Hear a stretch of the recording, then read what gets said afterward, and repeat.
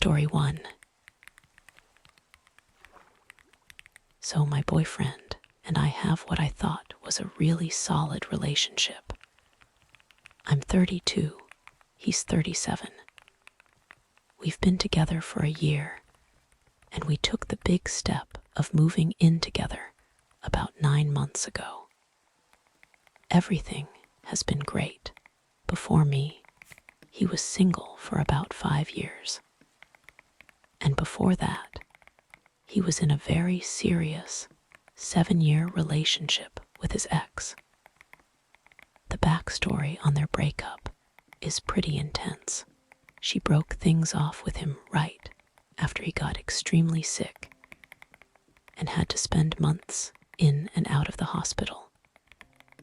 I can only imagine how traumatic that must have been for him. So, fast forward 5 years to today. 3 days ago, this ex got married. A few of their mutual friends who went to her wedding are in town, and my boyfriend mentioned he wanted to go see them. At first, I didn't even bat an eye. I mean, of course they have friends in common after 7 years together. It seemed totally normal. But then he told me the real reason he wanted to see them. He said he was thinking of using the opportunity to confront them. Confront them about what, you ask? Apparently, he believes they interfered in his relationship with his ex all those years ago. He told me they were the ones who convinced her to dump him when he was sick, and he wants to call them out on it. I was taken aback. He went on to explain that when they first broke up, he had asked his ex to stay single for a few months. His exact words were that he wanted her to clear her head, sort her issues out, and break free from her controlling parents. Apparently, her parents absolutely hated him and had a lot of financial control over her. This is where my internal alarm bells started ringing. I looked at him and asked, "Did you tell her to do all that because you were hoping you'd get back together? Like you wanted her to have some realization and come back to you?" He didn't give me a straight answer. He got kind of vague and said something like, "I was trying to set her free from them and open her mind." So now, 5 years after the breakup, and just 3 days after she married someone else, he wants to meet up with these friends and tell them they did him dirty. He's mad that they set her up with her now husband right after their breakup, instead of letting her follow his plan of sorting her emotions out. I just don't get it. Why this burning need to confront these people now? Why dredge all of this up the same week she gets married? Honestly, all I can smell is anger and unresolved grief. It feels like he's not mad at the friends. He's mad that she's married. I would never, in a million years, meet up with friends of an ex to settle some score from half a decade ago. I just wouldn't care what they said, who they're dating, what they do, it's in the past. But for him, it clearly isn't. Okay, I have to jump in here because, wow. To the woman who sent this in, your alarm bells are not wrong. They are ringing loud and clear for a very good reason. You are not overthinking this in the slightest. Your boyfriend is not processing a 5-year-old grudge against some old friends. He is having a very strong, very immediate emotional reaction to a 3-day-old event. His ex's wedding. That wedding certificate was a final, legal, public declaration that the chapter is closed forever. And he is clearly not handling it well. All of that pain from a very traumatic breakup, getting dumped while he was sick, is horrible. And we can't discount that has come rushing back to the surface, but instead of processing his grief, he's misdirecting it. He's turned the friends into the villains of his story because it's easier than confronting the real, painful truth. The relationship is over. She moved on, and she's happy with someone else. And I have to be honest, this whole narrative about him wanting to set her free and open her mind is a massive red flag. That is controlling language disguised as heroic concern. He wasn't trying to liberate her. He was trying to give her a script to follow that he hoped would lead her right back to him. Her getting married means she threw his script in the trash and wrote her own story. And he's angry about it. His emotional energy is being poured into his past. And that is completely unfair to you and the relationship you're trying to build today. He's living in a ghost story, and he's trying to make you a character in it. This is such a tricky situation, and it really highlights how past relationships can haunt the present. So, here's my question for you all in the comments. Is it ever okay to confront people about a past relationship years later? Or is that always a sign you haven't truly moved on? Let me know what you think. Anyway, let's move on to the next story. I'm about to go on my first ever solo vacation next week, and I am buzzing with excitement. But this isn't my first attempt. To understand what's happening now, we have to go back 5 years to when I was 19. Back then, I had planned the trip of a lifetime. I was finally going to fly to Denmark to meet my best friend. We had been online friends for years, talking every single day, and this was our chance to finally meet in person. I saved up my own money, booked the flight, and started counting down the days. My family, however, was not on board, not even a little bit. All I heard were constant horror stories. They were convinced I was being catfished, that I was going to meet some creepy old man, or worse, that I'd fall victim to human trafficking. They laid the fear on thick, but I stood my ground. I was an adult, it was my money, and I was going. I had everything planned. I was packed, prepared. And then, about 2 weeks before my flight, the unthinkable happened. I couldn't find my passport. I wish I could describe the sheer panic. I tore my entire room apart, retracing every step I'd taken for weeks. I searched the car, the house, everywhere. It was just gone. In a last-ditch effort, I tried to get an expedited replacement, but there was no way it would arrive in time. Eventually, I had to accept defeat. I canceled my ticket. Out of the $400 I spent, I only got $60 back. I was devastated. Not only did I lose a ton of money on the ticket and the replacement passport I'd ordered, but my self-esteem was completely shattered. I blamed myself, my terrible memory, my carelessness. The week I was supposed to be having the adventure of a lifetime with my best friend, I spent alone in my bed, just miserable. My friend, bless her, even said at the time, "Are you sure your family didn't have something to do with it?" I remember getting so defensive. I told her no, they're my family. They would never, ever do something that cruel. I was the one who lost it. It sucked, but life moves on.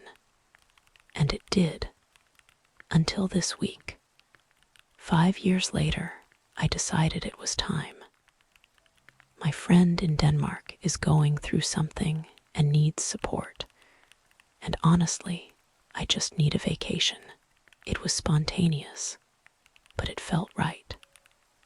So, I'm chatting with my mom and my sister, telling them about my upcoming trip, and I casually mention the first attempt. I said something like, "Yeah, it's crazy. I tried to go 5 years ago, but I was so dumb and lost my passport, and then I saw it." A look. My mom and my sister glanced at each other with this strange, knowing expression. My sister turned to my mom and said, "You can't let her keep going on thinking that." In that single instant, my blood ran cold. I knew exactly what they were talking about. I immediately accused my mom of taking it, but she corrected me. It wasn't her. It was my brother, my 28-year-old brother. He was the one who took my passport 5 years ago to stop me from going. I don't get angry easily, but in that moment, I felt a rage so intense that I started crying. I didn't even know that was a thing that could happen. I grabbed my phone, called him right then and there, and demanded he admit it. He denied it, but not in a way that sounded genuine. It was this slippery, manipulative denial. He said things like, "Well, if someone did do that, they were probably doing you a favor." I put him on speaker. My mom and sister were right there, saying, "We told her, just admit it." And, "Your sister snitched on you." And he just kept repeating, "I have nothing to do with this. Leave me out of this." And then he hung up on me. So now I'm left with this. The pain from the original event is long gone. I healed from that. This isn't an old wound being reopened. This is a brand new wound, a deep cut that has revealed the real, rotten root of the last one. It was never my fault. It was a betrayal. If he had just admitted it, maybe I could start to process it. But his cowardly denial has left me feeling this unresolved resentment. My brother has a history of breaking my boundaries, but this is on another level. I love him, and I don't want this to be the end of our relationship. But how am I supposed to just look away from a betrayal this deep? Okay, let me be perfectly clear. Your anger is 100% justified. What your brother did is not protective. It is controlling, manipulative, and deeply disrespectful. He treated you like a child who couldn't make her own decisions. He not only stole your dream vacation, but he stole your money. And worst of all, he let you carry the blame and shame for his actions for 5 years. That is unbelievably cruel. And let's not let your mom and sister off the hook. They were complicit. They kept his secret for half a decade while watching you beat yourself up over something you didn't do. Their guilt finally got the better of them. But that doesn't erase years of silence. As for your brother's non-denial denial, that's cowardice, plain and simple. He doesn't have the integrity to own up to his actions, even when cornered. The comment, "They were doing you a favor," tells you everything you need to know. He still doesn't think he did anything wrong. He still sees you as someone whose autonomy he has the right to override for your own good. So, how do you move forward? Moving forward does not mean you have to get over it or pretend it didn't happen. Right now, there is a massive chasm of broken trust between you and your brother.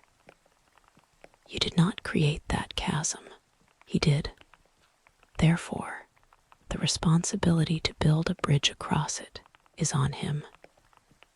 That bridge is built with a sincere apology, taking full accountability without excuses, and paying you back every single cent you lost.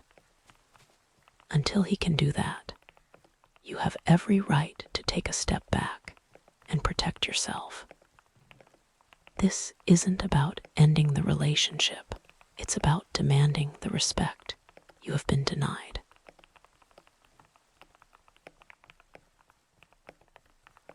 Story 3. My husband and I are coming up on our 4th wedding anniversary. He's my first and only everything, my first boyfriend, my first kiss, my first sexual partner. I grew up in a very strict purity culture. So when I met him, a whole new world opened up for me. He, on the other hand, had previous relationships and was more experienced. In the beginning, our sex life was, from my perspective, incredible. And I think that's mostly because it was my first time. Everything was new and exciting. To his credit, he was amazing in those early days. He was attentive. He taught me so much. And he always made sure I felt safe and that everything was consensual. That has never been an issue. The problem is what our sex life has become over the last 4 years. The shiny newness has worn off, and I'm starting to see some major issues. First, I've come to realize that he's almost never made me orgasm. I think in the beginning, I was so new to it all that I thought I was. Or maybe I just didn't know the difference. It wasn't until we were engaged and I started exploring my own body that I had my first real orgasm, and I remember thinking, oh, that's what it is. And wow, sex is so much better when this happens. To this day, my husband has only brought me to orgasm twice. And both times were only because I did all the work to get myself right to the edge, and he just joined in for the last few seconds. For a long time, I told myself that was fine, that I don't need to finish to have a good time. But as the years go by, I find myself wishing that he would want to make me finish, that he'd offer it or work for it without me having to ask. And trust me, I have asked for years, which leads me to the second, bigger problem. These days, it feels like our entire sex life revolves around pleasing him whenever I try to initiate, or even when he does. It always starts with him asking me for a blowjob. He says he needs it to get in the mood. I can compromise, of course, but what usually happens is that by the time he's finished, he's either no longer in the mood for intercourse, or he is ready, but I'm completely turned off. I feel like an afterthought. My role was to get him off, and now the show's over. I'm left feeling like I have to beg for him to touch me, or even just kiss me. On the rare occasions we do have intercourse, he wants me on top. This is embarrassing to admit, but I have pretty bad asthma, and I can't be in that position for very long without needing a break. And what do we do during those breaks? Nothing. We just lie there in silence while I try to catch my breath. It's a total mood killer. He never uses that time to pleasure me in other ways. It's been over a year since he's performed oral sex on me. A whole year. Any time I even gently suggest it, he shuts me down. And I don't understand why. I'm meticulous about my hygiene, so I don't think it's that. It just feels like another part of my pleasure that he's not interested in. Looking back, it feels like he was happy with our sex life when I was a complete novice who didn't know any better. But now that I've figured out what I actually like and what I want, it's like he's not interested in participating.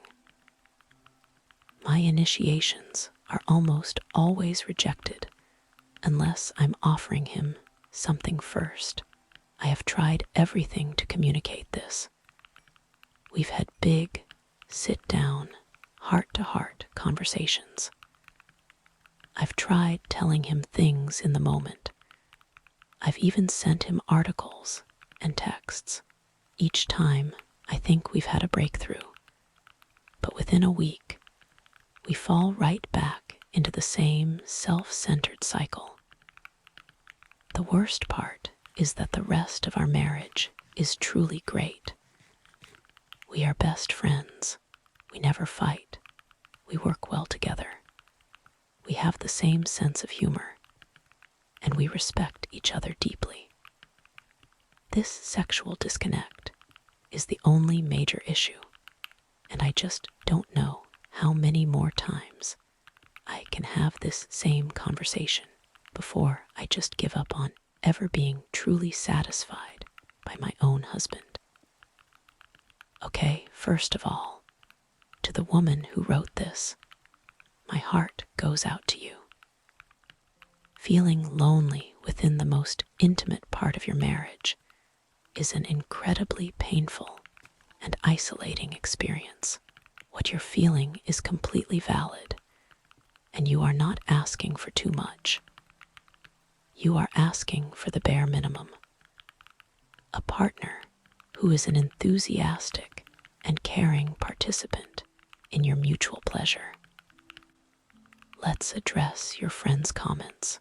While grooming is a very strong term, the friend who said he trained you is hitting on a very important point. It sounds like your husband got very comfortable in a dynamic where he was the experienced teacher and you were the grateful, inexperienced student. In that dynamic, his pleasure was the default goal, and anything you felt was a happy bonus. Now, you've graduated. You're no longer a student. You are an equal partner with your own knowledge, desires, and needs, and it seems he has no interest in this new, more balanced dynamic. He liked it better when he held all the cards. This isn't necessarily malicious, but it is deeply, profoundly selfish.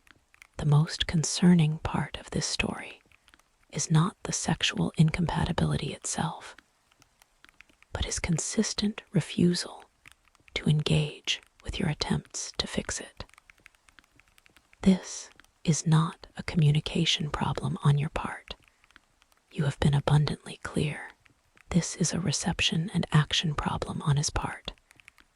He hears you, you have your breakthrough. And then he consciously chooses to do nothing and revert to the old, selfish habits. My advice is this: it's time to stop having the same conversation. The next conversation needs to have a different conclusion. It needs to be about the real consequences of his inaction. I would frame it like this: I love you, and you are my best friend, but our sex life is making me feel lonely, unseen, and unfulfilled. And it is starting to damage how I feel about our intimacy. We have talked about this for years, and nothing has changed. We cannot continue like this. I need us to see a sex therapist together to help us fix this by framing it as a we problem and proposing a concrete, external solution. You are escalating the issue appropriately. His response to this will tell you everything. If he agrees, there is hope. If he refuses, he is telling you loud and clear that he is comfortable with your unhappiness as long as he gets what he wants. And that is a much bigger problem than just bad sex. So, my question for you all is, for those in long-term relationships, how have you navigated changes in sexual desire or compatibility over the years? What advice has actually worked? Share your thoughts in the comments.